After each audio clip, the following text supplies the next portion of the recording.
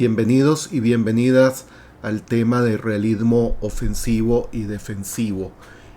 Continuación de los planteamientos de Kenneth Waltz en materia de realismo estructural.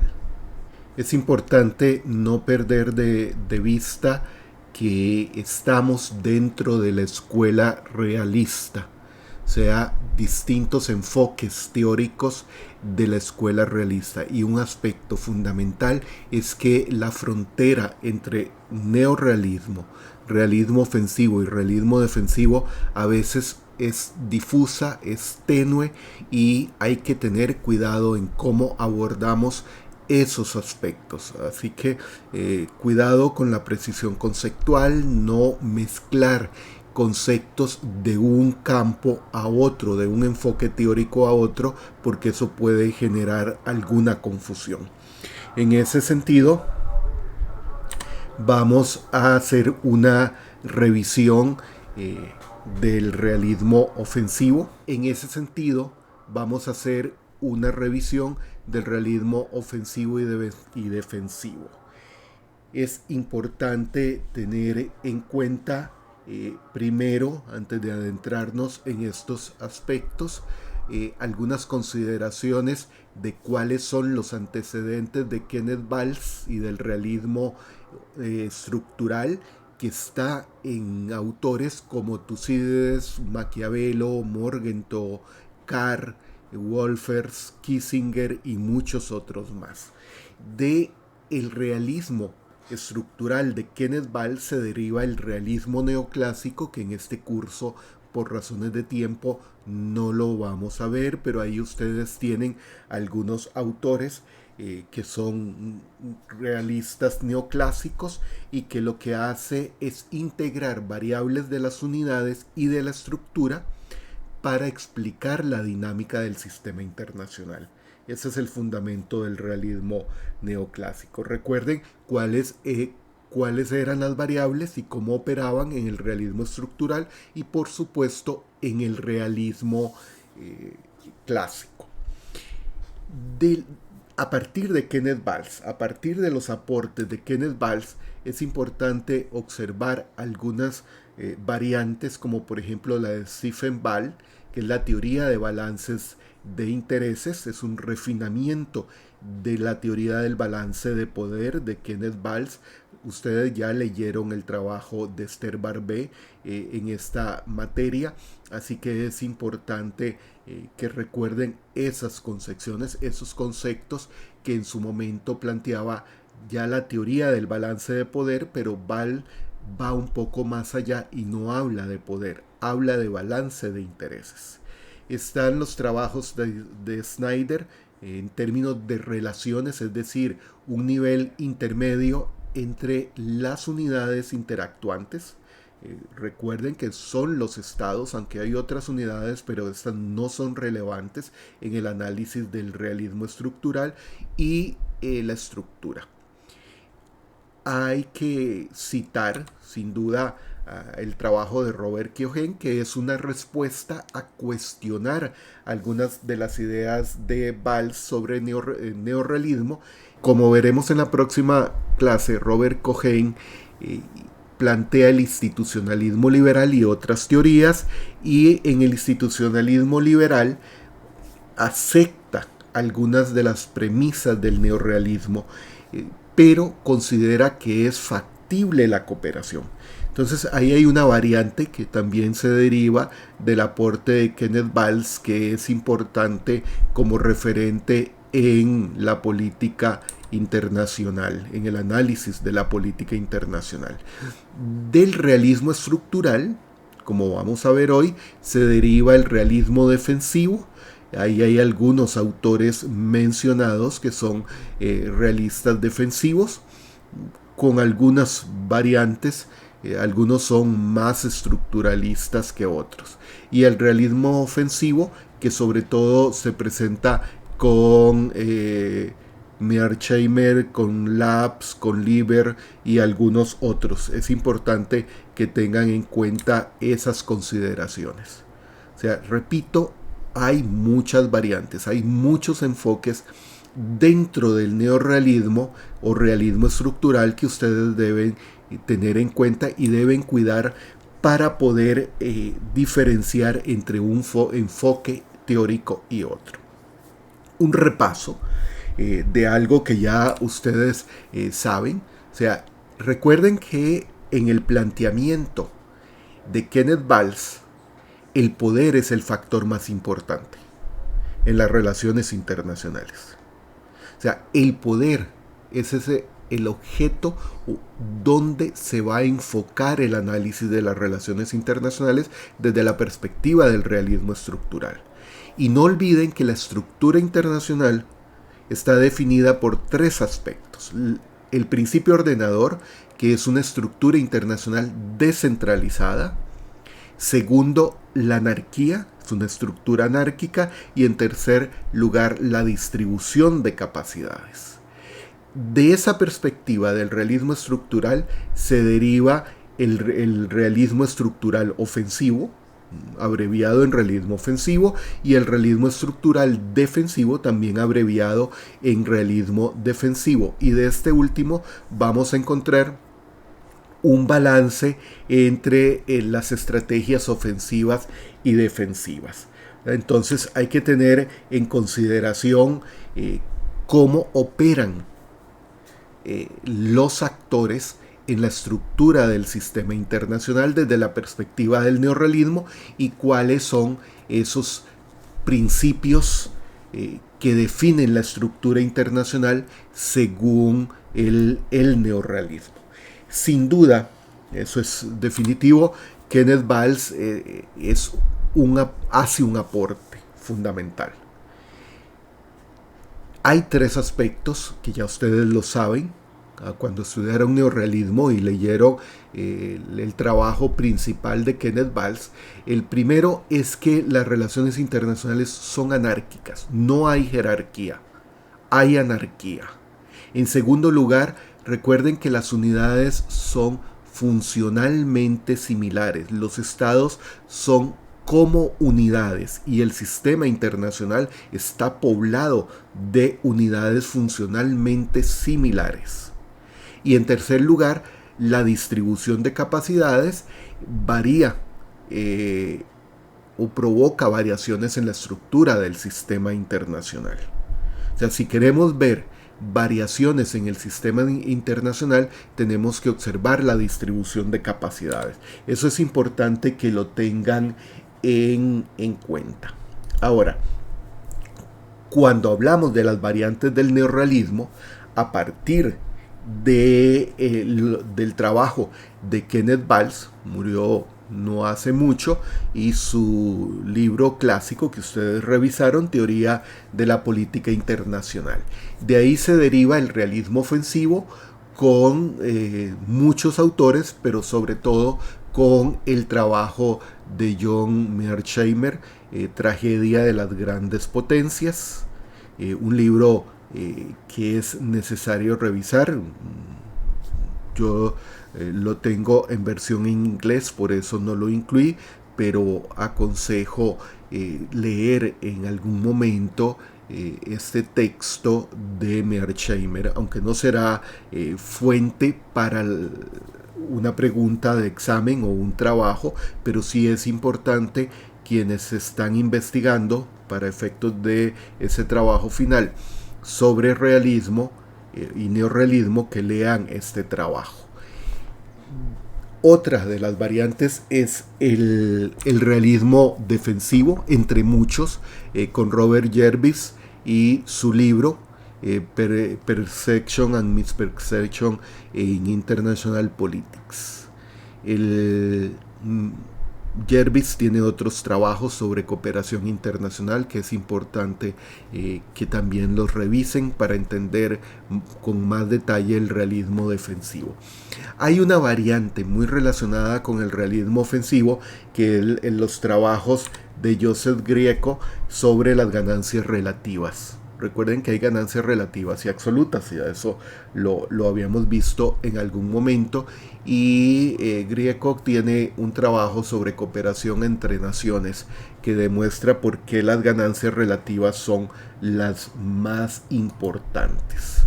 Ahora bien, veamos este aspecto de las distinciones entre realismo defensivo y ofensivo. Hay pequeñas diferencias entre estos dos realismos. Una de ellas es el rol de la anarquía. Para un enfoque, la anarquía asegura la maximización de la seguridad. Para el otro enfoque, maximiza el poder y la influencia. Entonces tenga en cuenta que son pequeñas distinciones que van a permitir entender qué es realismo defensivo y ofensivo. En segundo lugar, si la conquista y la expansión generan beneficios o más bien puede provocar situaciones adversas que no tiene sentido orientarse hacia la conquista y la expansión. Y va a depender de qué se entienda como causa de la conducta estatal. En tercer lugar, es importante si los estados son revisionistas en sus intenciones o por el contrario, si son motivados por conductas tendientes a maximizar la seguridad. Entonces es un juego de cómo se entienden las estrategias en el sistema internacional. O sea, ambos entienden que la anarquía es el componente significativo y no olviden que el poder es un factor relevante. Eso es importante. Por eso, desde la perspectiva del realismo ofensivo, se plantea que los estados lo que buscan es maximizar el poder. Mientras que desde la perspectiva defensiva, lo que los estados buscan es la sobrevivencia ante acciones del sistema internacional y ante algunas políticas o estrategias como el balance, como el bandwagoning. No he encontrado una traducción al español al concepto. Ahora más adelante vemos qué significa esto y cómo se entiende este tipo de estrategias. Es importante tener en cuenta que hay algunas similitudes entre el realismo clásico y el ofensivo. O sea, el realismo clásico y el ofensivo comparten la presunción de que los estados lo que buscan es maximizar el poder. O sea, los estados son buscadores permanentes de poder e influencia. Eso ustedes lo tienen claro cuando vimos antes lo del realismo clásico y cuál es el objetivo del Estado. Yo recomiendo que obtengan esa lectura que está citada ahí, es de acceso gratuito a través de internet. Ahí está el código DOI para buscarlo, y si no, con solo buscar por el autor y el nombre del artículo lo van a encontrar sin mayor problema. Y hay un recuento importante de la diferencia entre realismo ofensivo y defensivo en ese artículo. Este tema es pregunta de examen. Y en ese sentido es importante que ustedes tengan claro las diferencias entre realismo ofensivo y realismo defensivo y la continuidad, ese eje de temas y de presupuestos entre el realismo clásico, el realismo estructural y estas dos variantes. Entonces, recomiendo la lectura de ese texto que está ahí citado. Ahora bien, en términos del realismo ofensivo, hay que tener en cuenta que los defensores de este enfoque plantean que el poder es difícil de medir. Los estados no saben cuándo su poder es suficiente. O sea, no tienen cómo decidir cuánto poder requieren para cumplir su objetivo final. ni cuándo ese poder que poseen es suficiente en la estructura internacional. Esto lo que obliga, desde la perspectiva del realismo ofensivo, es acumular mucho poder y capacidades, porque solo la acumulación de poder es lo que les permitirá tener la posibilidad de sobrevivir y de aspirar, como vamos a ver más adelante, a ser hegemón, que es el propósito. En segundo lugar, esa situación de la dificultad de medir el poder hace que tiendan a adoptar políticas agresivas, perdón por el error, agresivas, y tiendan a ser expansionistas. ¿Cuánto expansionismo requieren? El problema es que como no se sabe cuánto poder tienen los otros estados, tampoco se puede determinar hasta dónde deben proseguir con ese expansionismo. El objetivo es llegar a ser una potencia regional, idealmente global, y aquí hay variaciones entre uno y otro autor del realismo ofensivo, como vamos a ver más adelante, y sobre todo el objetivo final de toda gran potencia es ser un hegemón, porque es la única forma de garantizarse la sobrevivencia. Pero esto no resuelve el problema de cuánto poder necesitan. Y los cambios que ocurren en el sistema internacional, los cálculos para saber si se va a sobrevivir o no en la dinámica de la estructura internacional, conducen a que las grandes potencias tengan que adoptar conductas agresivas y expansionistas. Es un proceso inevitable en ese sentido, y es lo que en general se tiende a pensar en términos de la trampa de Tucídides.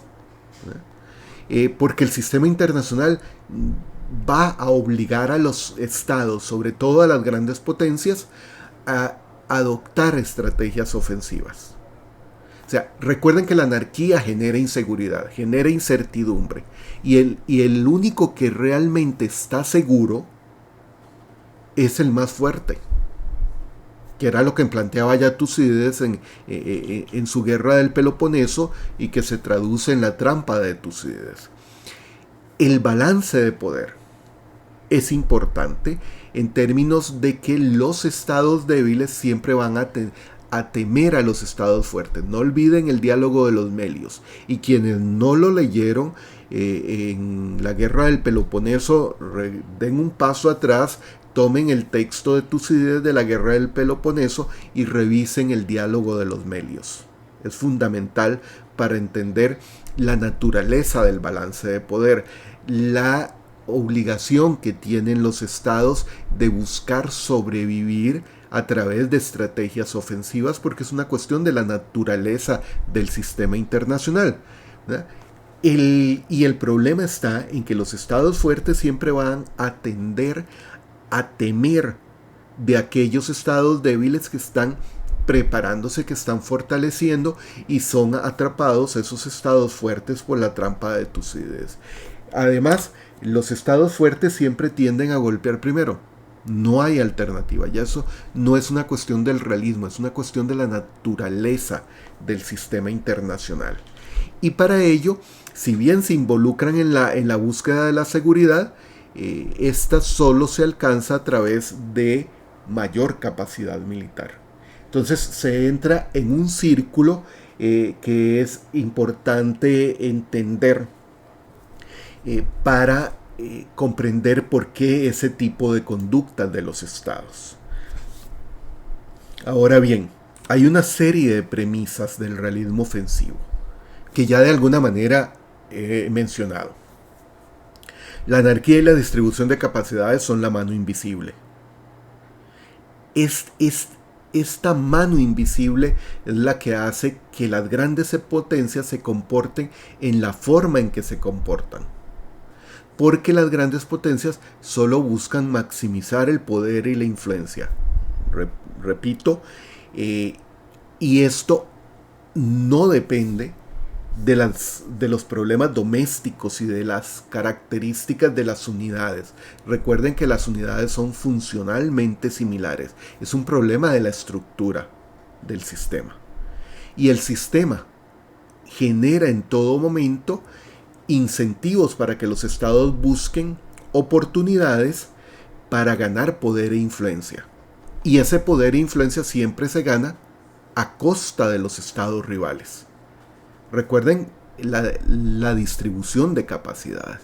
Hay un texto que es fundamental y que deberían ustedes de leer, que es de Robert Gilpin, sobre guerra y cambio en la política internacional. En ese texto, Gilpin dice que conforme el poder de un Estado aumenta, o sea, el Estado busca expandir su control territorial, su influencia política y su dominio de la economía internacional. En ese sentido, es importante citar en el texto que les mencionaba de Robert Gilpin algunas de las premisas sobre el crecimiento y expansión que buscan los estados. Gilpin hace algunas presunciones. Hay una presunción que dice que un estado buscará cambiar el sistema internacional a través de la expansión territorial, política y económica, hasta que el costo marginal del cambio adicional sea igual o mayor que los beneficios marginales. Recuerden que hay algunos conceptos económicos en este tipo de planteamientos que son importantes tener en cuenta en ese sentido, ¿verdad? Entonces, hay que, a partir de este trabajo de Gilpin, que es importante revisarlo en algún momento, además de esa premisa que les acabo de leer y que repito, un Estado buscará cambiar el sistema internacional a través de la expansión territorial, política y económica hasta que el costo marginal de ese cambio adicional es igual o mayor que los beneficios marginales.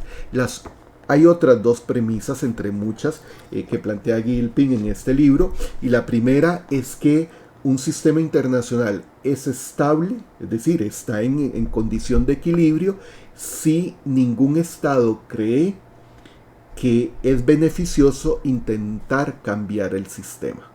O sea, el sistema es estable porque nadie considera que tenga sentido o que genere un beneficio cambiar el sistema. Es la condición de status quo o de permanencia de la condición que hay en determinado momento en el sistema internacional. Otra presunción de Gilpin en el libro sobre guerra y cambio en la política mundial es que un Estado intentará cambiar el sistema internacional si la expectativa de beneficios excede la expectativa de costos. O sea, si el beneficio de cambiar el sistema internacional excede los costos de hacerlo, lógicamente el Estado incurrirá en una acción para buscar cambiar el sistema internacional. Eso es importante que lo tengan en cuenta. Ahora, veamos cómo opera esto.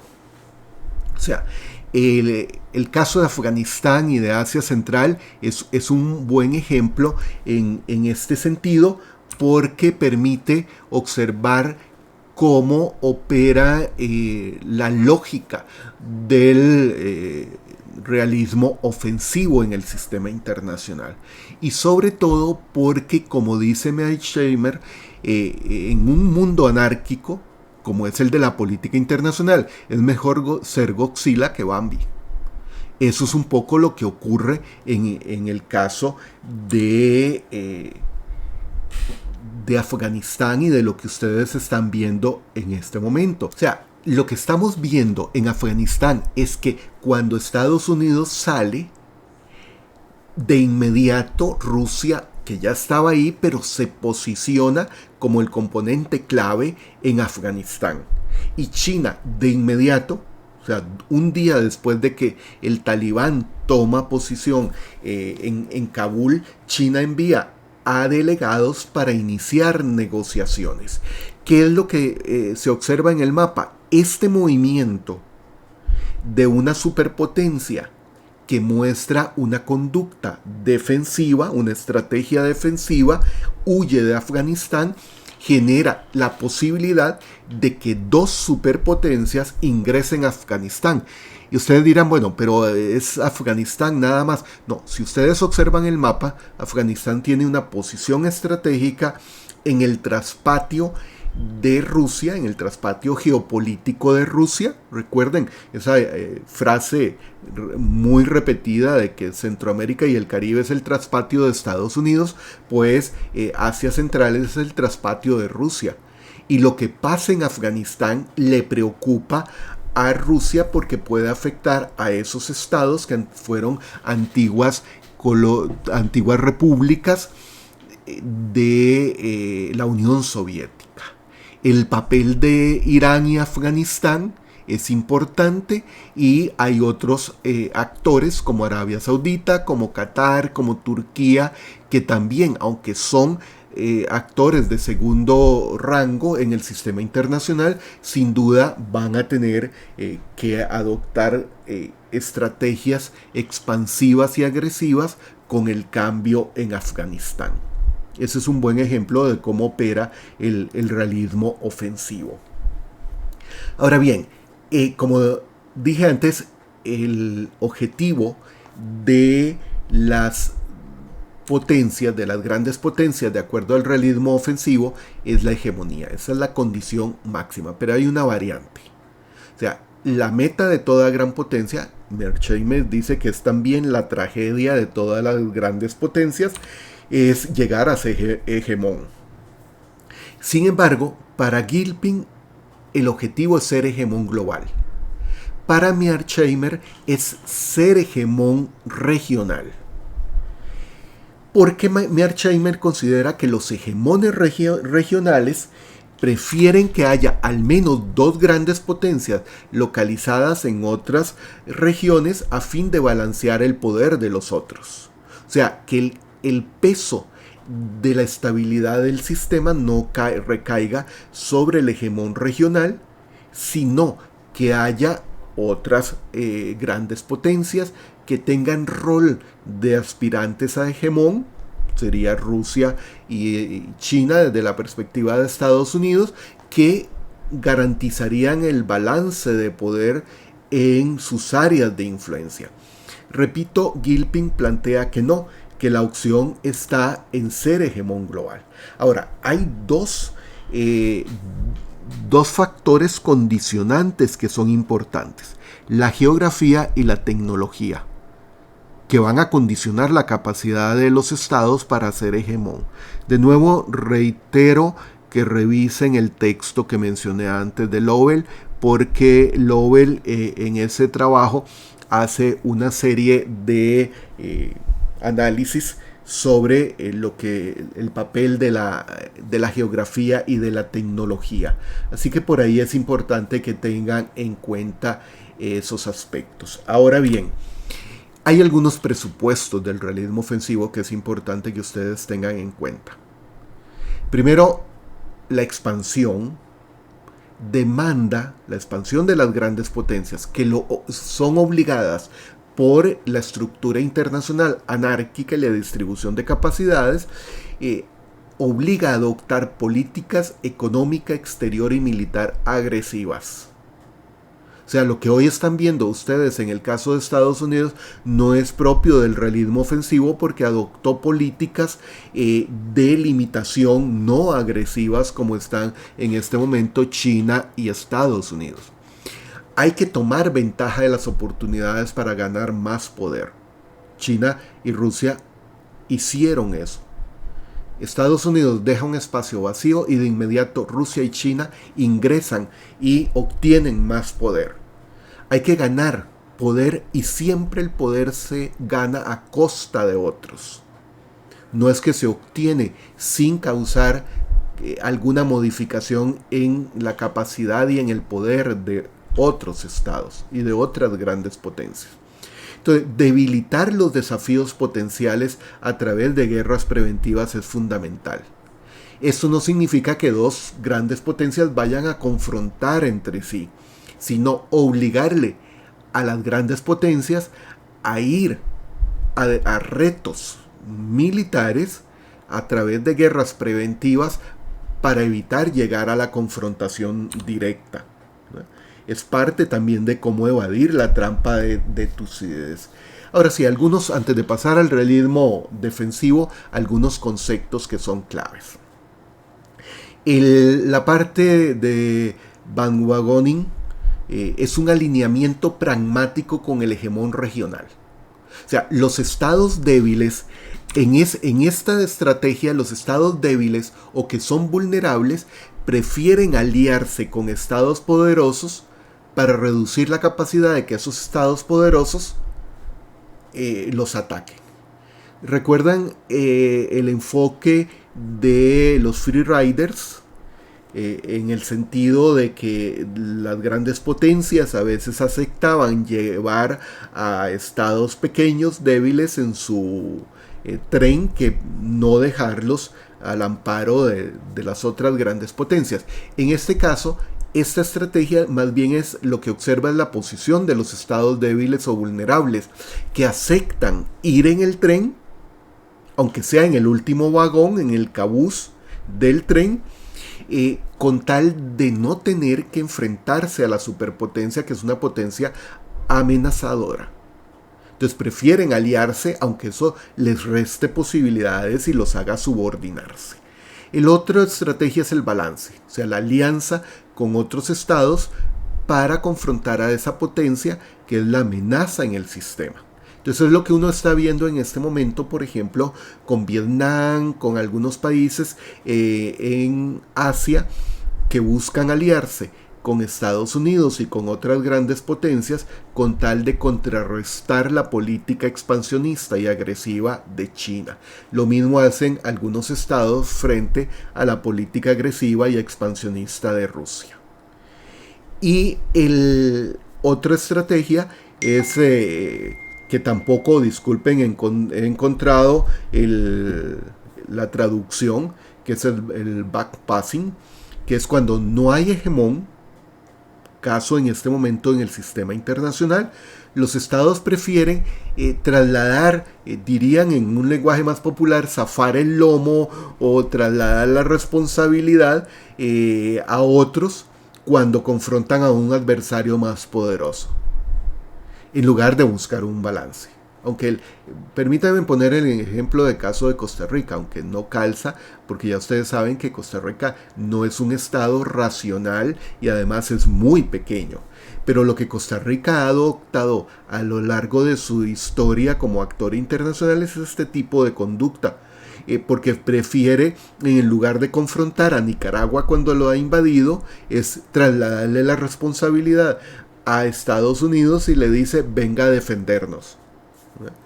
Así que ahí hay algunas consideraciones del tipo de esta estrategia de backpassing, de trasladar la responsabilidad a los otros. Además, hay dos conceptos que algunos de ustedes preguntaban a partir del trabajo de Mearsheimer sobre poder latente y militar. En ese sentido, es importante que revisen el texto de Mearsheimer sobre la tragedia de las grandes potencias. En el caso del poder latente, Mearsheimer, primero, cabe señalar que él él menciona como una opción, puesto que el poder yace en el corazón de la política internacional, revisa la parte del balance de poder como una función de activos tangibles que cada una de las grandes potencias, recuerden que el libro es sobre las grandes potencias, posee. El poder latente, de acuerdo a este autor, Leo, se refiere a los ingredientes socioeconómicos que van dentro del poder militar. está ampliamente basado en la riqueza del Estado y en el tamaño de su población. Recuerden los elementos del poder nacional. Entonces, el poder latente de un Estado, dice Mearsheimer, se refiere al potencial de materia prima que puede tener un Estado para entrar en una situación de confrontación o competencia con otros estados. O sea, ahí está ese poder, es el poder latente. Ahora, el asunto es que en relaciones internacionales hay que entender la parte del poder efectivo, que es una función del poder militar o de la fuerza militar, y cómo comparan el poder, una gran potencia, el poder militar o la fuerza militar, con el de los otros estados. A eso se le llama, en términos del libro de Mearsheimer o del enfoque de Mearsheimer, el poder efectivo. Ahora, el poder militar está basado ampliamente en el tamaño y fuerza del ejército de un estado y su apoyo en la fuerza aérea y naval. Esto es en última instancia lo que va a definir la parte del poder militar. Es en última instancia lo que va a definir la posibilidad que tiene un Estado de lograr aumentar su poder y su capacidad, y así aspirar a ser hegemón, pero sobre todo a sobrevivir. Y en ese mismo sentido cabe mencionar otros planteamientos del tema de Mearsheimer acerca de 6 preguntas básicas que él considera que hay en el sistema internacional desde la perspectiva del realismo ofensivo. La primera es: ¿por qué las grandes potencias quieren poder? O sea, ¿cuál es la lógica subyacente que explica por qué los estados compiten por poder? En segundo lugar, ¿cuánto poder quieren los estados? ¿Cuánto poder es suficiente?, dice Mearsheimer. En tercer lugar, ¿qué es poder? ¿Cómo el poder es un concepto pivotal? ¿Cómo se define y cómo se mide en el sistema internacional anárquico? Y esto depende en gran medida de la estructura del sistema internacional. En cuarto lugar, las preguntas son: ¿cuál estrategia persiguen los estados para ganar poder o para mantenerlo cuando otra gran potencia amenaza alterar el balance de poder? Y ahí es donde vienen las estrategias que les mencionaba antes. Y en quinto lugar, ¿cuáles son las causas de la guerra? Específicamente, ¿qué factores relacionados con el poder hacen más o menos probable la competencia de seguridad e intensificará o alivianará el conflicto abierto? Y en sexto y último aspecto, ¿cuáles amenazas a las grandes potencias contra el balance de poder hacen a un adversario peligroso? Y cuando las grandes potencias intentan pasar el buck o esa responsabilidad a otro estado amenazado, ¿no? De ahí la importancia, reitero, para profundizar en términos del realismo ofensivo, que ustedes revisen el libro de Mearsheimer. Son esas 3 conductas que ya les mencionaba, que es importante que ustedes tengan en cuenta. Bien, en cuanto al realismo defensivo,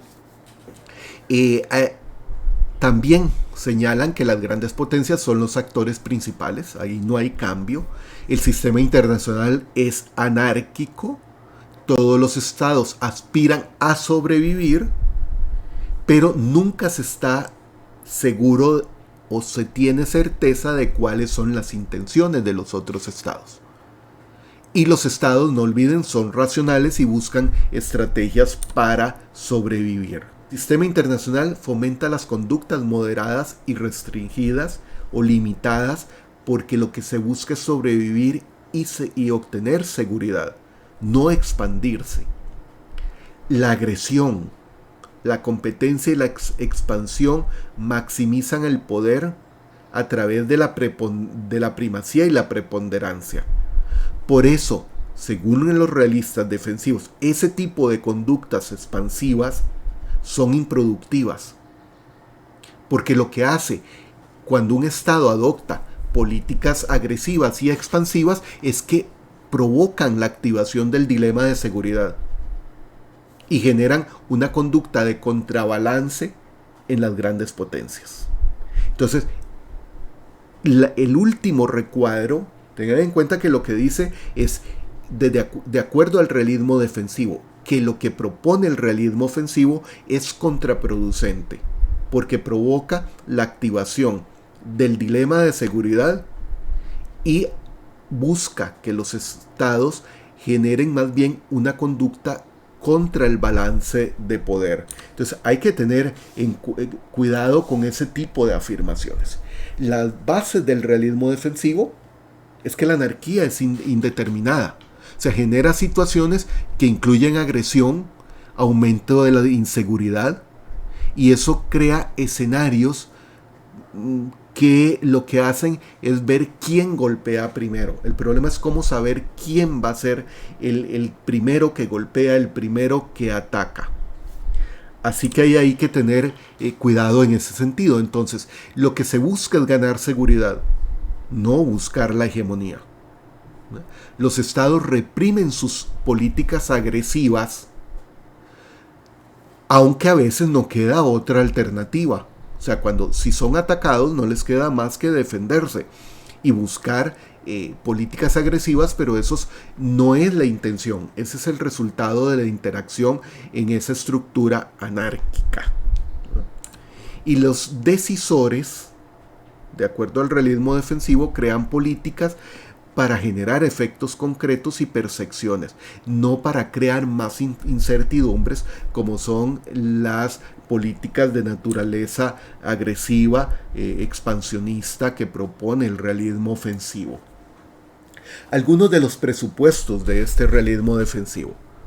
La anarquía compele a los estados a actuar de esa forma. No es que los estados quieran, es la anarquía la que hace que se comporten de esta forma. Como dije antes, el conflicto a veces es necesario, cuando se es agredido, o cuando la seguridad propia de la gran potencia es amenazada, o cuando hay inseguridad, o cuando las diferencias son irreconciliables entre grandes potencias. Por eso es que los estados buscan maximizar, repito, la seguridad, preservar la distribución de poder que ya existe, o sea, el status quo. No son inherentemente agresivos las grandes potencias y evitan las pérdidas relativas producto de cambios en su posición. Ahora, las bases del realismo defensivo es que la estructura internacional raramente, o sea, casi nunca asegura a los estados a expandirse. La estructura internacional no hace que los estados tengan que expandirse y ser agresivos para aumentar su seguridad. La conquista también es rara porque no hay certeza de que sea rentable o beneficiosa. Ese tipo de políticas de conquista, de agresión, y quizás en este sentido un buen ejemplo es Estados Unidos. Después de 20 años de intentar conquistar Afganistán, no le generó ningún beneficio, más bien le generó un perjuicio. La agresión provoca conductas de contrabalance que hace que los estados adopten políticas autolimitantes, restrictivas, de sobreextensión y de presión estratégica. O sea, tales conductas de autoderrota, Estados Unidos en este momento, no son atribuibles a la estructura internacional, dice el realismo defensivo, sino a las variables domésticas. Repito, Estados Unidos y Afganistán es el mejor ejemplo en este momento de ese punto de conductas de autoderrota. Y para el realismo defensivo es mucho más seguro el balance que el bandwagoning contra las potencias amenazadoras. Porque esas otras conductas, sobre todo el bandwagoning, tiende a generar mayor incertidumbre. En cambio, el balance de poder, y aquí no hay tiempo en el curso de ahondar en términos de el realismo ofensivo y defensivo respecto a algunos aspectos de cómo se comportan en el ámbito internacional. Ese es un recuento sobre el realismo defensivo y ofensivo, pero ahora una pequeña nota sobre los múltiples realismos que existen. Además del defensivo y el ofensivo, están los neorrealistas defensivos como Valls, Yervin, Copeland, los ofensivos como los que ya he mencionado, los neoclásicos defensivos. Dentro del realismo neoclásico hay defensivos y ofensivos. Dentro de los neoclásicos defensivos está Ball, Chistenson, Van Evera.